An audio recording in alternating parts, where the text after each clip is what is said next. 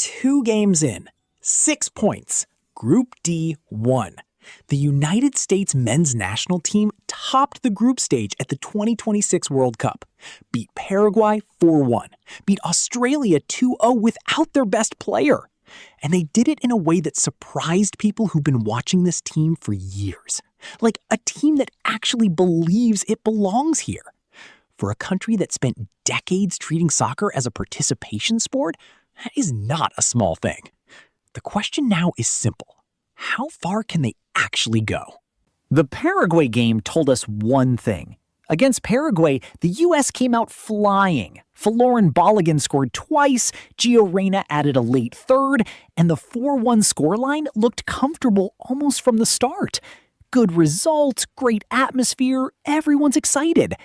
The Australia game told us something completely different.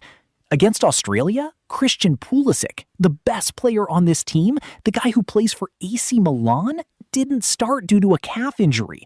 In most tournaments, that's where a team tightens up, plays not to lose, scrapes a draw and moves on. Instead, the US won 2-0, controlled possession for most of the game, created chances, defended without panic.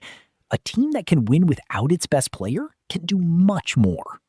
Balogun is the name to watch. Born in New York, raised in London, plays his club football for Monaco in France. He's 24 years old, rang in 18 goals last season, and at this tournament, he already looks like someone playing with a point to prove. Then there's Tyler Adams, the midfielder who doesn't do anything flashy, but somehow makes everything around him work. He captained this team at the last World Cup when he was 23. Now, he's the heartbeat again. And then there's the Pulisic. When he's fit and on form, he's arguably the best American player in the history of the sport. But he missed the Australia game with a calf problem, and the team didn't miss a step. That's either the most reassuring thing about this squad, or the most alarming thing about his fitness ahead of the knockout stage. Probably both. Here's the honest part. The United States has been to the knockout stage of the World Cup 7 times. They have won exactly 1 knockout game in all of that. Just 1. It came in 2002 when they beat Mexico 2-0 in the round of 16 before losing to Germany in the quarters. That's it.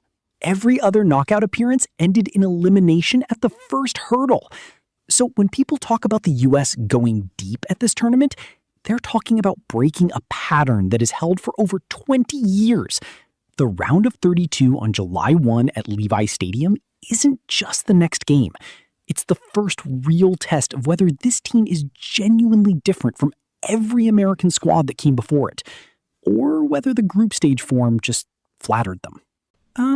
Realistically, reaching the quarterfinals would already be historic by modern standards.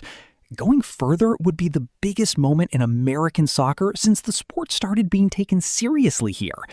The squad has genuine quality, players who compete at the highest level in Europe every week, coached by Mauricio Pochettino, who has taken teams to Champions League finals. The home crowd at these venues is unlike anything an American soccer team has ever had behind them. 80,000 people in a stadium that wants them to win creates a different kind of pressure on the opponent, not just on the US.